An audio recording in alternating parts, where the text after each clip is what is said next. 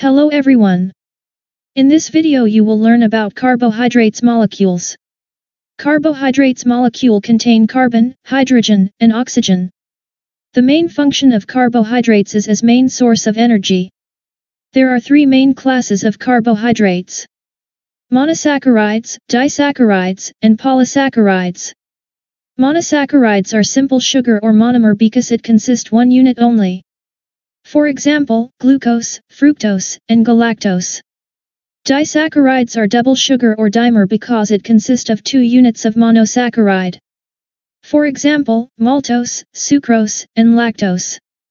Polysaccharides are complex sugar or polymers because it consists many units of monosaccharide. For example, starch, glycogen, and cellulose.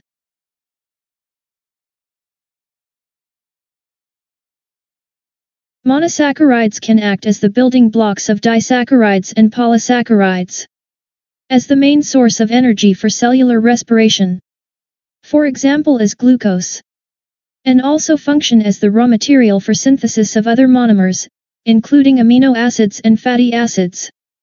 Characteristics of monosaccharides are colorless, water-soluble, can be crystallized, has sweet taste and is reducing sugar.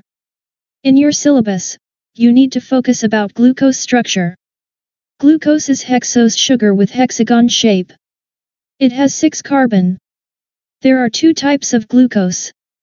First, alpha glucose. Second, beta glucose. The difference between the two glucose is the hydroxyl group at carbon 1. Hydroxyl group is at the below for alpha glucose, while at the above for beta glucose.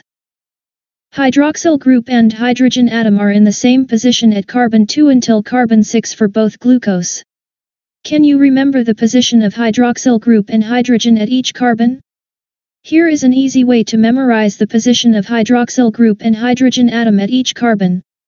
For alpha glucose, remember BBAB. For beta glucose, remember ABAB. A is above, and B is below. Each alphabet shows the location of hydroxyl group at each carbon. Start form carbon 1 to carbon 4. Let's look at alpha glucose. The position of hydroxyl group start from carbon 1 is below, below, above, below. For beta glucose, the position of hydroxyl group start from carbon 1 is above, below, above, below. The only difference is at carbon 1.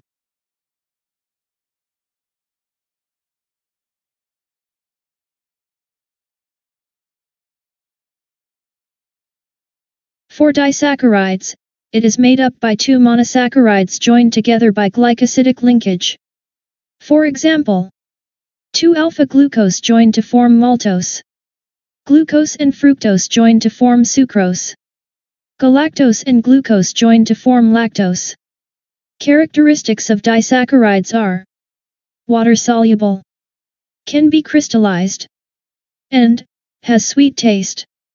In your syllabus, you need to focus about formation and breakdown of maltose. In formation of maltose, 2-alpha glucose undergoes condensation to form maltose and water. Alpha-1,4 glycosidic linkage is formed between carbon 1 and carbon 4.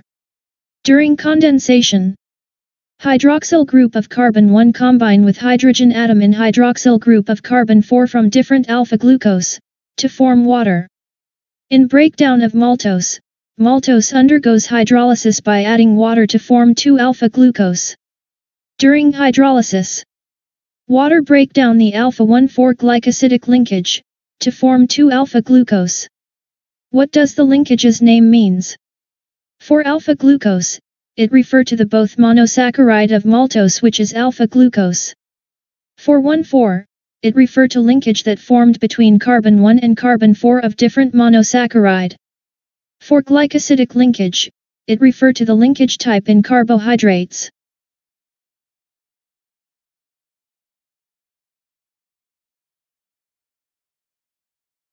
For polysaccharides, it is a polymer of hundreds to thousands of monosaccharides joined by glycosidic linkages. Characteristics of polysaccharides are tasteless, insoluble in water, and cannot be crystallized. Monomer of starch is alpha-glucose. Monomer of glycogen is alpha-glucose. Monomer of cellulose is beta-glucose. Function of starch is as energy storage in plants. Function of glycogen is as energy storage in animals. Function of cellulose is as structural support in plant's cell wall. Starch has two types of molecules which are amylose and amylopectin. The structure of amylose is unbranched where there is linear chain only, while structure of amylopectin is branched where there are linear chain with branch. The linkage in amylose is alpha-1,4 glycosidic bond, while the linkages in amylopectin are alpha-glycosidic linkage in linear chain and alpha-1,6 glycosidic linkage at each branch formed. Please take note that linear chains has alpha-1,4 glycosidic linkage. Branch can form between carbon-1 and carbon-6 of different monomer, and the linkage known as alpha-1,6 glycosidic linkage. Glycogen has highly branched structure. There are linear chain with many branches. In linear chain, the linkage forms is alpha-1,4 glycosidic linkage. For each branch, alpha-1,6 glycosidic linkage will be formed. Cellulose has unbranched structure. There is a linear chain only. The linkage is beta-1,4 glycosidic linkage. It is beta instead of alpha because the monomer of cellulose is beta-glucose. In plant cell wall, cellulose arranged in parallel and attached by hydrogen bonds making it a strong and rigid structural support. As a summary for polysaccharide. In amylose of starch, linkage involves is alpha-1,4 glycosidic linkage. The structure is linear and unbranched. The monomer is alpha-glucose.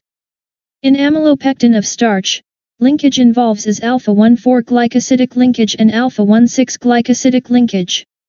The structure is linear and branched. The monomer is alpha-glucose. In glycogen, linkage involves is alpha-1,4 glycosidic linkage and alpha-1,6 glycosidic linkage. The structure is linear and branched. The monomer is alpha-glucose. In cellulose, linkage involves is beta-1,4 glycosidic linkage. The structure is linear and unbranched. The monomer is beta-glucose.